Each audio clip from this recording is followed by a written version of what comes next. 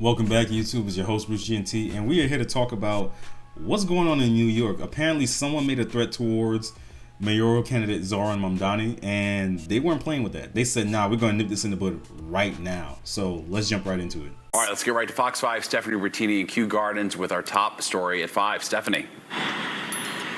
Yes, Steve, Natasha, 44-year-old Jeremy Fistel, he was in front of a judge here inside Queens Criminal Court, arraigned on a 22-count indictment. The charges including terroristic threats, harassment, and hate crimes.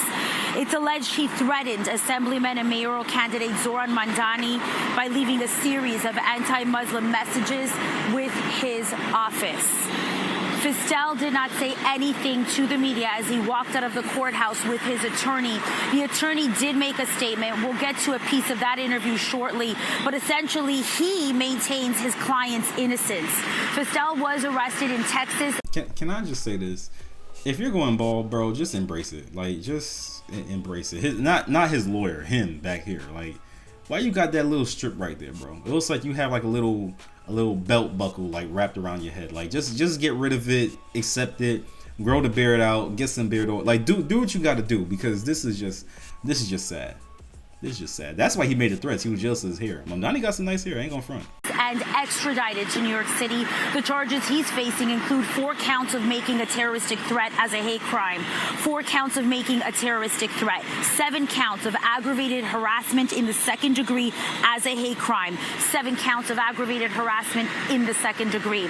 The prosecution says voicemails and other messages to Mamdani's office clearly indicate safety concerns for Mamdani and for his family. In court, details from the alleged messages were read out. Now, I'm going to read the content of the messages and the voicemails in a moment, but I just want to highlight that it's clear upon listening to the content of these messages that the defendant clearly references Assemblymember Mamdani's religion in these communications. In addition, he clearly threatens the safety of both Assemblymember Mamdani and the family of the Assemblymember. So I'm going to read these messages now. Muslims don't belong here. You're not compatible with our Western values. Yeah, very serious allegations, but you heard in court that we pled not guilty. I believe the district attorney is seriously overcharging this case. I'm not getting into any motivation, but a person is entitled to his political opinions and his free speech. You see, a lot of that's coming up now, because after the passing of Charlie Kirk, rest in peace, a lot of people are talking about, hey, this is free speech. Yeah, you're free to say it, but not free of consequences. Then not only that, when you're making threats, I didn't hear any threats just now. It was just him being kind of, racy when it comes to him not liking the fact that he is of Muslim religious origin and everything like that. That's what I heard. If there were threats, they didn't say it right here. Maybe you could find it, who knows.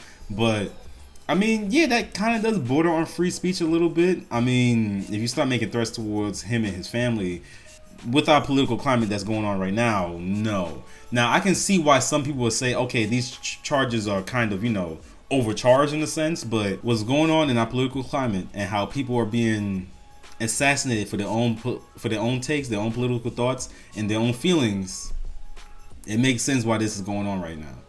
And guess what? New York, when it comes to them prosecuting people for things like this, they don't miss. Once you in the sights of the AG, nah, they're gonna make you an example. Trust me.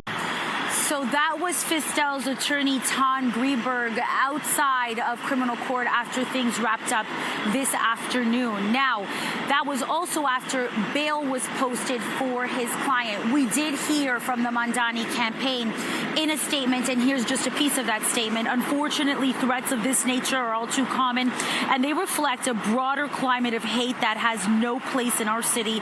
We cannot and will not be intimidated by racism, Islamophobia, and hate. The Queens District Attorney Melinda Katz said, quote, "We take threats of violence against any office extremely seriously, she said. Fistel does live in Texas, and it came out in court that he does have some ties here to New York City.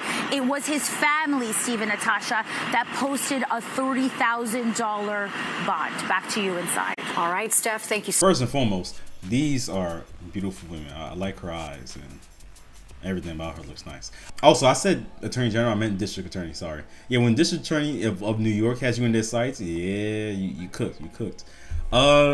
Yeah, no, all this is becoming too common. This year, we already saw the loss of life when it came to those Minnesota Democrats and everything like that. We see like political violence just is getting high. It's getting to the point where people don't know what to say because they don't know how it might be a little bit fringe, and then people don't know based off of what they're saying, what they think in their own political beliefs, if someone's going to just come after them and say, hey, look, I don't think you should be here anymore.